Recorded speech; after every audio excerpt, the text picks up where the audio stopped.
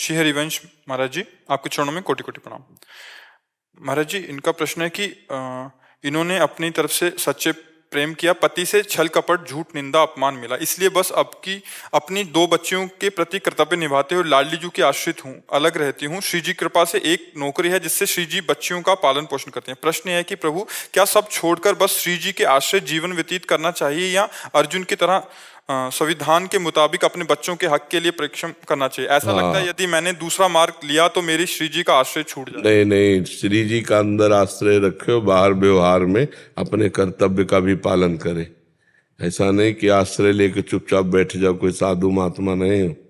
गृहस्थ हो, गृहस्थ में बच्चों के अधिकारानुसार उसके पिता से उसकी संपत्ति उनको दिलाए, कानूनी कार्रवाई भी होती है ना। तो जब बच्चियां पैदा किया है तो अब कर्तव्य, मान लो आप अलग हो गए हैं पर आप उन बच्चों की माँ है और उन बच्चों का पिता वो है, तो वो संपत्ति का अधिकार रखती हैं बच्चियां।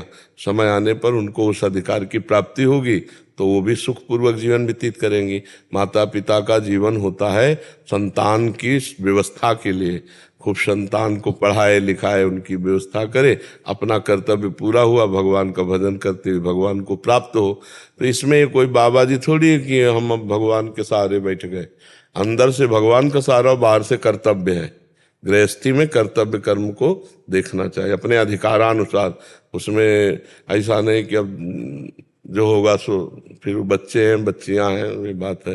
अब मान लो हम लोगों के पास आज ना आवे तो हम भूखे रहकर भी कीर्तन करेंगे, क्योंकि हम लोगों को यही ट्रेनिंग दी गई है, यही शिक्षा दी गई है। सहना है, भगवान जैसे रखे वैसे रखना है। लेकिन गृहस्थी में कर्तव्य कर्म है, उसमें अंदर से भगवान का सहारा है और बाहर से अपने कर्तव्य कर्म को करना है। अर्जुन जी कह रहे हैं मैं भिक्षा मांग के खाऊंगा, भगवान कह रहे नहीं, युद्ध करो, तुम्हारे लिए युद्ध रूपी कर्तव्य है। तो अपने कर्तव्य का पालन करते हुए भगवान के भरोसे रहना चाहिए। अगर भगवान का भरोसा लेकर केवल ऐसे बैठ गए और अपने कर्तव्य का पालन नहीं किया तो आपने सही भगवान की आज्ञा को नहीं माना। भगवान अर्जुन से यही कह रहे हैं कि माम स्मर युद्ध च, मेरा स्मरण करो और अपने कर्तव्य का पालन करो। गृहस्थ धर्म और विरक्त धर्म अलग अलग दो धर्म है। निवृत्ति मार्ग का अलग सिद्धांत है, प्रवृत्ति मार्ग का अलग सिद्धांत है। किसका प्रश्न है तो आप समझ पा रहे हैं? आश्रय तो नहीं छूटेगा, नहीं कह रहे अंदर से कहीं आश्रय ना छूट जाए इन सब करते। अंदर से आश्रय भगवान का रखिए, बाहर से प्रयत्न कीजिए। अर्जुन तो मार काट वाला उपदेश ग्रहण कर रहे हैं, सबकी गर्दनें उतारनी है, काटना है। आपको ऐसा कुछ लड़ना झगड़ना तो है नहीं।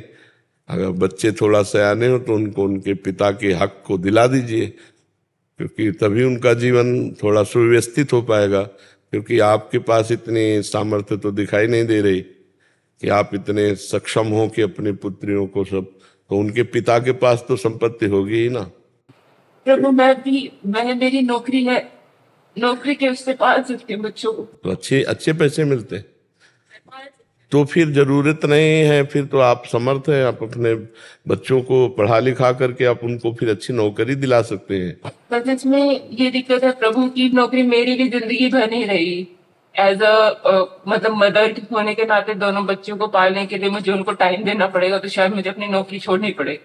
हाँ, पर कुछ तो ऐसी संपत्ति तो एकत्रित कर ही लीजिए जिससे उनके बच्चों का भविष्य उज्जवल हो जाए। क्योंकि आजकल पढ़ाई लिखाई में बहुत पैसा लगता है और बच्चे में कोई भेद नहीं। बच्चियां पढ़ लिख कर देखो, स्त्री ही तो हमारे देश की राष्ट्रपति है। देखो लड़कियां राइफल लिए हुए बॉर्डर पे खड़ी, किस बात में कम है पुरुष से? तो बच्ची का भेद तो रखना नहीं चाहिए। दो बच्चियां मतलब दो पुत्र हैं, कोई उसमें भेद नहीं। पढ़ा लिखा करके उनको अच्छे वो अपने अनुकूल वर वर्ण कर ले और बढ़िया गृहस्थी में जीवन व्यतीत करें, कोई बात शोक की बात नहीं। अगर आपके पास ऐसे देखो, समस्याएं कई तरह की होती है, बड़ा संकटपूर्ण जीवन है, कभी भी कुछ भी कहीं भी। अब वो तो संपत्ति अगर उनको पिता की सहयोगी तो और ज्यादा उनको सहयोग मिल जाए। अगर आपके पास ऐसी पर्याप्त संपत्ति है तो फिर कोई किसी से फिर क्या लड़ाई झगड़ा करने की जरूरत है। बच्चों को पढ़ा लिखा कर आप उनको उनकी योग्यता प्रदान कर सके, इतनी संपत्ति है आपके पास वर्तमान में। हाँ शायद कर सकती हूँ, हाँ? कर लूंगी। हाँ, तो बस फिर हमें लगता है फिर अगर वो स्वेच्छा से दे दे तो दे दे, नहीं झगड़ा मत करो, क्योंकि राग द्वेष पूर्वक लड़ाई झगड़े से वो बच्चों की भी जिंदगी में वही संस्कार भर जाएंगे। आप अपनी मेहनत से कमाई करके उनका पालन पोषण करो, जैसे आप हो तो ऐसे उत्तम नौकरियां बच्चियों को मिल जाए तो उनका जीवन सार्थक हो जाएगा और आपका माँ होना धन्य हो जाएगा। आपने जो कर्तव्य किया ना, हाँ, वो भगवान देख रहे हैं ना कि आप कितना लड़ रही हैं, और लड़ करके आप अपने बच्चों को, अपने जीवन के सुखों का त्याग करके, मतलब पति से विलग रहना, अपने जीवन को तपस्या में व्यतीत करना है, हर सुख सुविधा है लेकिन उन सुख सुविधाओं को अपने बच्चे के लिए समर्पित करना। धन्य है तुम्हारी जैसी माँ ने। आजकल तो ऐसी भी माँ हो गई कि अपने सुख के लिए अपने बच्चों के गले दबा दिए। कैसी माँ? और एक माँ आप हो जो आप अपने को बलिदान कर रहे हो, बच्चों के लिए मेहनत कर रहे हो, अपने सुखों का त्याग कर रहे हो, तो यही त्याग भगवान की प्राप्ति में सहयोग होगा। तुम्हें प्रियाजों से कोई अलग नहीं कर सकता। सो सुख वांछा ही अलग करती है, भोग वासना ही भगवान से अलग करती है। और त्याग पूर्वक चाहे बच्चा हो चाहे परिवार हो, दूसरों के प्रति समर्पण का भाव, तो उसे भगवान का सहयोग मिलता रहता है, भगवान का आश्रय रहता है।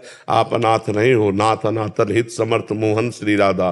प्रभु आपके साथ है, आप बिल्कुल मजबूत रहिएगा और प्रसन्न रहिएगा, हमारी बात पर आप टिकिएगा। हाँ, कभी आप दुखी मत होइएगा, पुष्ट रहिएगा। परम पति जब साथ है तो नाशवान पति ना भी हो तो क्या फर्क पड़ता है। नाशवान पति मान लो साथ छोड़ दे तो परम पति तो साथ है, फिर क्या, मस्त रहो, भगवान साथ है।